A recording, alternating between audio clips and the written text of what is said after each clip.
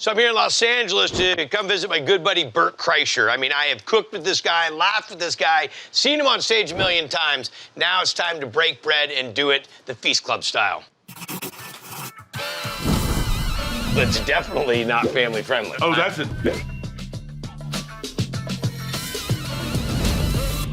Hello? Hey, Bert, what's going on, man? Who's this? What do you mean, who's this? I don't have my readers. You can't tell from my voice? Who do you think it is? Oh, hold on, I got my readers. Give me a second. Oh, Guy. Yeah, you remember we're having a little powwow today? Oh, that's today? Oh, you're killing me. Yes, it's I'm today. joking. I knew it was today. I'm coming to get you. I don't have a shirt on. Is it today?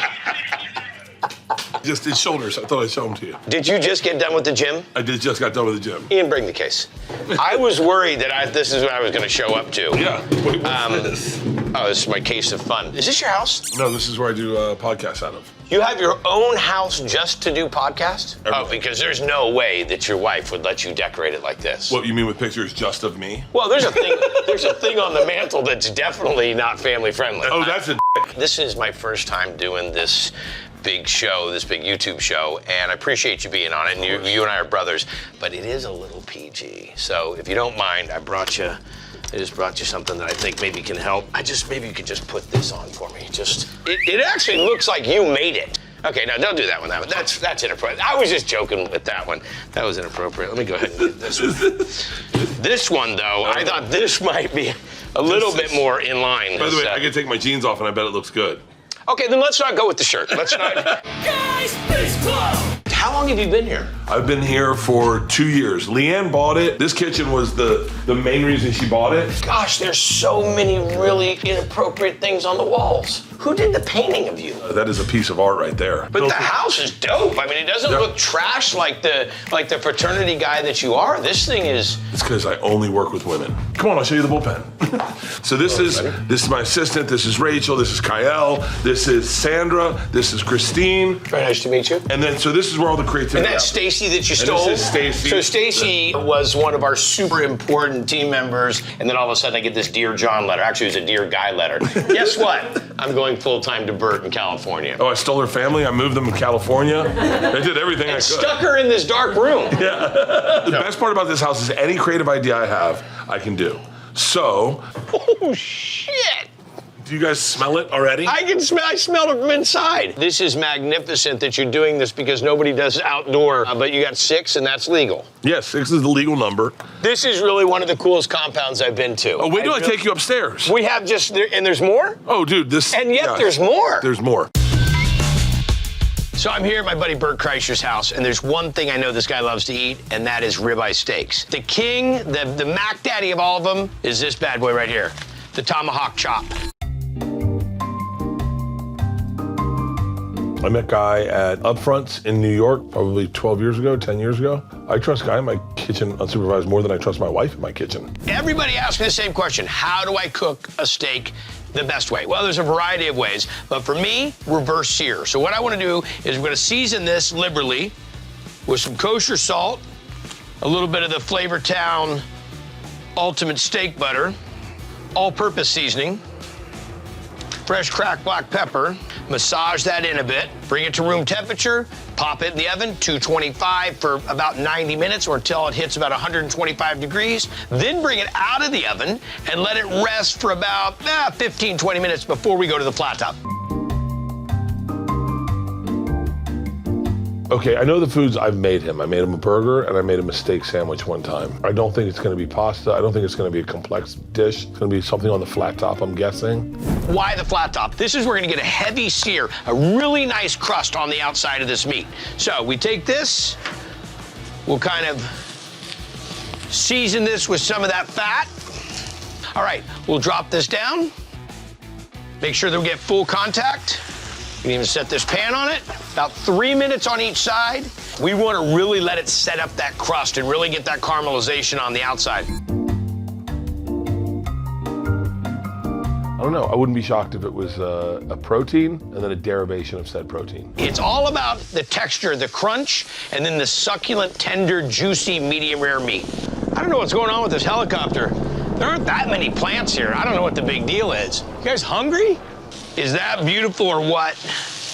Nice caramelization, both sides. And after we let this rest, it's gonna be medium rare all the way through. A little chimichurri, a little Malden finishing salt. I think my buddy Bert is gonna be happy. Guys, Space Club! This is a long time coming. The first time that we ever worked together, you were on Guys Grocery Games. Yes. Hysterical. Almost too hysterical for Guys Grocery Games because inside of PG Food Network, bringing an energy like yours and all the things that come out of you for both ends, we have to really curtail it. Then I have a chance to come do Something's Burning with you. So we've had so many great interactions, but I really have to tell you, as a fan and as your friend, your meteoric rise, did you think it was gonna turn into this? No. Had I known this was going to happen, I had not spent, 9 years at Travel Channel working and understanding what production is. Grinding, I think I'd be a really different person. And so I think the reason that we get along is we're both kind of from the exact same place. The reason comics get along is we all started open mics. I think we started at the same place, and I think I was lucky enough to get success later in life. I think you're exactly right, because the same thing with me. I had my restaurants, I was about 35 years old. I had really had a chance to realize this is what hard work is. Yeah. This is how much it's gonna take. And the Food Network opportunity was just kind of a fluke. I worked the door at the Boston Comedy Club. I started in stand-up. I had opportunities in television, but always stand-up was my base. And by the time I got to Travel Channel, I'd been on the road touring for like 13 years, got to Travel Channel and thought, hey man, if this is as far as I get, and I just am the guy that has the show that keeps going, that you don't really watch, but it's on in the hospital when you're waiting in the waiting room, that's fine, I'm cool with it. But I still had big dreams. Let's not have any more talk. We need to have talks with drinks. That's one of the things that I love about you, I think you love about Ian. Let me tell you, Liz, cheers, brother. Such Cheers. a blast to have you. But I have to be honest, I feel a little bit rude. Food is a common denominator of all people. When you think about food, give me the Mount Rushmore of food. Meaning, like, what are my 4 favorite dishes? And they don't have to be a whole dish. They don't have to be a gourmet item. It's just, what is that? It's kind of simple. Number 1 is going to be a ribeye steak. Ribeye steak with whatever sides you're gonna have. Usually I stay green because I'm trying to stay keto, but if we're talking when I first met Leanne and got her to fall in love with me, it was ribeye steaks with a green and potatoes. When you learn how to touch a steak and find out if it's medium rare as opposed to putting a fork in it, that's my number 1 go-to. And what I love about it, maybe you cook 3 tomahawks for a big party and you slice them for everybody. When you slice them and everyone goes, that's cooked perfectly, the reward you get as a chef feels better than enjoying it. Number 2 on the Mount Rushmore of food. The reason I cook is to bring joy, without a doubt, to breakfast sandwich. Are you a breakfast guy? I mean, is like that one of your things? No, at all. But to make For the kids. breakfast sandwiches for the girls. My favorite feeling in the world. Get up, you walk into the kitchen, Leanne's already having coffee, and she goes, you know what time the girls came in last night? And I go, no. She goes, about 2 in the morning. She goes, I'm waking them up now. And I go, ooh, nice. So I take bacon, put it on the flat top, load it up, right? Start slow cooking that. The girls start trickling down. I go, who wants a breakfast sandwich? And then they light up. And like, what do you guys want on it? And they start putting in their orders. Ooh, can I get avocado? Oh, of course you can get avocado. Do you want your egg sunny side up? Do you want That's your jam, is being the breakfast cook in the morning for the girls. Now, I don't know about you when you were a kid, but when I would come home and I was hungover, my dad, that was today when we were gonna cut firewood. At 7 a.m. Have you know what? We need to mow the lawn. I mowed the lawn on Thursday. We were lucky. My parents' house was in North Tampa. All my friends lived in South Tampa, and my grandmother lived in South Tampa. So if we drank, I'd stay at Grandma's. And the first thing in the morning, she'd make breakfast. Birdie boy, breakfast sandwich? And I'd be like, yes, Grandma. Okay, 3rd dish. Matzo ball soup. Oh. Okay, you're talking to a guy that had never really had matzo ball soup till I started shooting diners, drive-ins, and dives. The first time I had great matzo ball soup, where that matzo ball was so light, and my mouth is actually starting to water as I talk about it. And it is really one of those things. They say a great chef, you can tell by their soup. My favorite thing in the world. So, ribeye, breakfast sandwiches, matzo ball soup, in anticipation of your Mount Rushmore, and the fact that I do know you pretty well. Yes. Ian? I do have something in my Wizardry Tribal case. Ladies and gentlemen, to celebrate this wonderful opportunity of hanging out with my brother from another mother, I bring you a tomahawk chop. Little chimichurri, little finishing salt on the side. Look at how much of that is medium rare. perfectly done. When you slice them, and everyone goes, that's cooked perfectly. I just hit a little pinch of some Malden salt, but in honor of my friend and his Mount Rushmore of food. Oh my God. Cheers, my brother. Cheers. The thing is, you inspire people to eat. You've got this yin and yang going on in health. That's the best way I've ever heard it. You're conscious about it. You're humble about it. Just as you are all of that, you celebrate it. You take your shirt off at any given time to wow the crowd, but you're also proud of your body. But you went and ran a 5K. I've always been athletic, and I always have liked to party. And I felt like the only way I could ever earn the party was to work out in the mornings. You'll never notice if I quit drinking, but you will notice if I quit working out and I quit recovering. I've always posted weight loss stuff and weight gain stuff, and I bet Rogan that I could run a LA marathon with no training at all. I ran it in 5 hours and 35 minutes. Hang on, what? Yeah, we were doing a podcast. Someone was talking about how impressive it was to run a marathon, and I was like, I could do that. And he was like, no, you couldn't. And I said, I could easily do it. He said, with no training. And I said, with no training. I love the look in someone's face when you come from out of nowhere and you are the Cinderella story. I had an uncle call my dad and say, Bert's been doing stand-up for 6 months. It hasn't happened. It would have happened by now. You should get him to come back and be a plumber. Get him selling cars. Thank God I didn't listen to so many people. I mean, I had 2 comics who I genuinely love pull me aside when I first started and said, hey, listen, you're working the door at the Boston Comedy Club. It's not the way it's done. No one's ever going to treat you as like a real comic, and you're ruining your career. It's going to ruin your career. And I remember thinking, yeah, but I'm getting on stage every night, and you guys aren't. And I think getting on stage is the thing. And if you fail, but at least you fail on your own decision and not listening to someone else. I'd rather die standing up. Yeah. All right, let's talk more food. You had this steak left over. I'm not a huge leftover guy. What would you do with this? Steak sandwich. Next up. No, for real? Ian, I know you love a steak sandwich as much as I do. The key to it, in my opinion, to a great steak sandwich is the accoutrement. I like peppers and onions. Yes. I like fried onions, like crisp. I'm a texture guy and an acid guy and a salt guy. Yes. So, ladies and gentlemen, the Bert Kreischer. Oh my God. Oh my God. It's beautiful tomahawk ribeye, sauteed peppers and onions, crispy fried red onions, and then I'm a big, donkey sauce. I was about to say, I'm going to pour mine out in donkey sauce. Yeah, donkey sauce is important. And then bacon ranch, honey mustard, I'll do a little barbecue sauce. Now, I have to do the hunch on this. You know the hunch? Mm-hmm. You get the arm? Mm-hmm. You're fine right here. You don't have any right there. You're fine. Mm-hmm. None here, none right there. All right.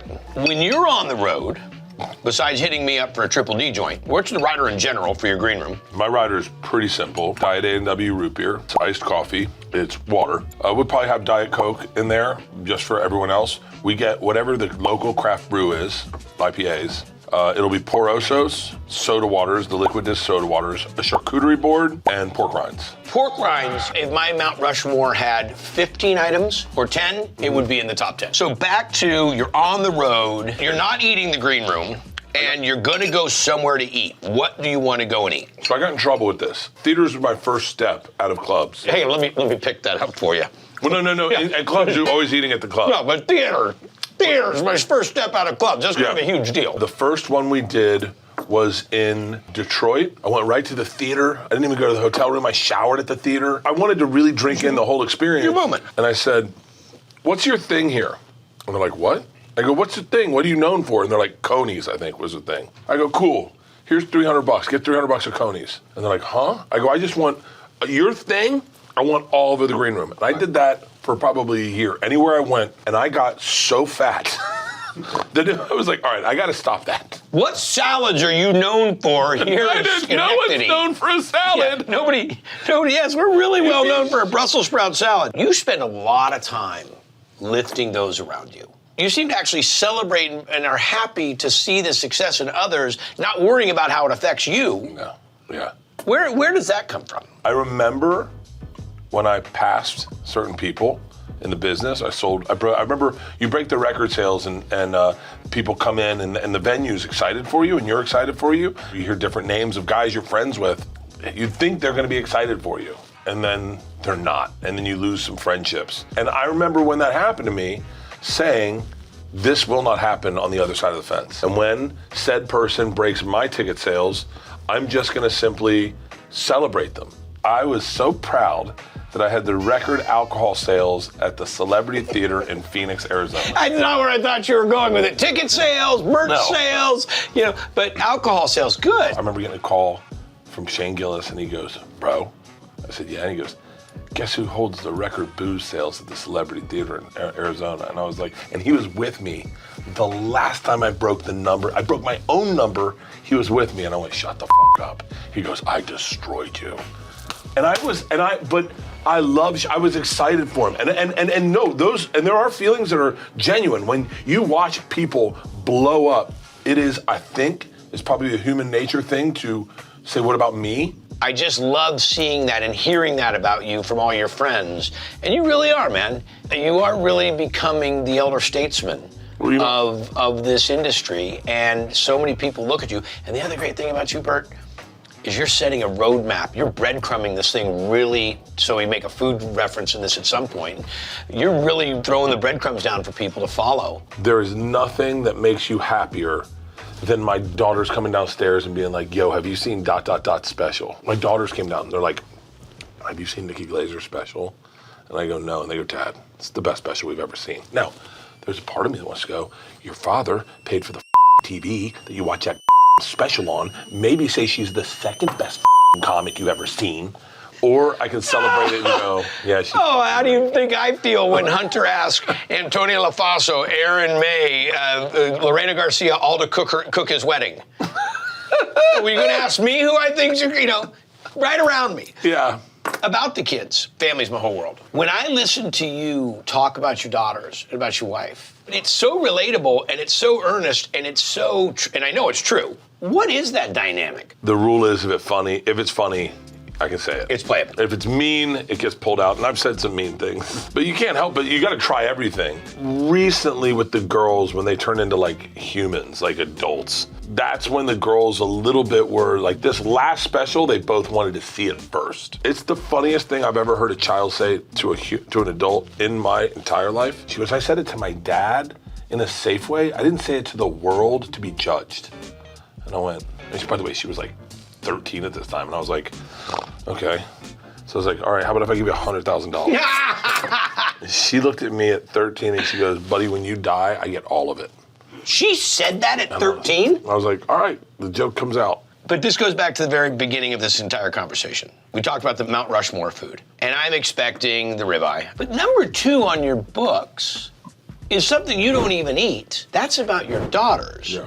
You spend more time and energy championing other people and recognizing the greatness in the world. And I think that's what makes your comedy so awesome. You've become this legend, this OG, and you move on. I mean, I watch the things that you're doing now and the inspiration just coming here to the dojo. I wanted to call it the Cuddle Dungeon, but they were all like... That's a bit creepy. But speaking of creepy, and speaking of saying goodbye, and this comes as a gift from all of your friends, including Tom and myself and my family. Neil, if you get ready to open that door, behind that door are 3 clowns and a bunch of balloons. Let's go ahead and let them in. I'm just with you. My hands were soaking wet, and I was about to fire every one of my teeth. You were about to watch me melt down, and I was going to go, how dare you?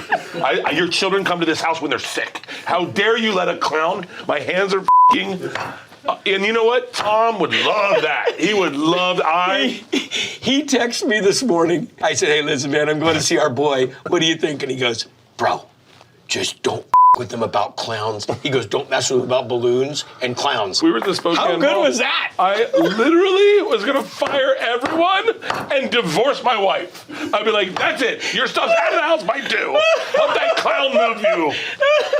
God. I'm not a big clown fan either. All right. hate them. I was at the Spokane Mall and there was a clown blowing balloon animals up, and I had to walk across to the other side, and someone that worked in the mall goes, "Can you take a picture with the clown?" And I went, "No, read the room, I'm a grown man." And I didn't tell anybody on my team, by the way, I was doing that. Oh my God. That was my little, My hands are sticky now. I got to tell you, buddy, I love you. Thank you for coming on, and thanks for inviting me to hang with you. I think we learned so much and had such a great insight to who you are, and that's really what I try to do through Feast Club. And as much as I thought I knew you, I just have a whole new epiphany, a whole new recognition for just what a great dude you are, man. Buddy, I just want to thank you as a guy who's been a fan, and to this day, you've been nothing but a lighthouse in the fog for me, and a friend, and a mentor, and just I'm so privileged to know you. I love you, man. Love you too, brother. I love you. This has been a blast. Ladies and gentlemen, give it up for the king, Bert Kreischer. Guys, Feast Club. Brother, killed it. Oh, thank you. Killed it. Thank Hey, you. Can I pick up a few things? Hunter Rider Jules are going to want something, and is it like gift shop? Do I sign it? No, don't worry. I already got you taken care of. I got a little gift bag for you. Oh, dude, you're too kind. All I want is a couple hats or a... Here you go. Some vodka for you, some hats. This should last you until the end of the year. Well, this is the old saying of go big or go home. Yeah. I'm going home, and I'm going big, brother. Love You're you, the best. brother. I had a blast. Drive safely. I'll talk to you later. Go figure. Well, there you have it. You never know who you're going to meet when you eat on the Feast Club. Now, the question is, who or what is on your Mount Rushmore of food? You know, you got to hit that in the comments below. And also hit that notification button. Here's the deal. Food Network YouTube channel. Check it out. Please like and subscribe. Who's going to help me?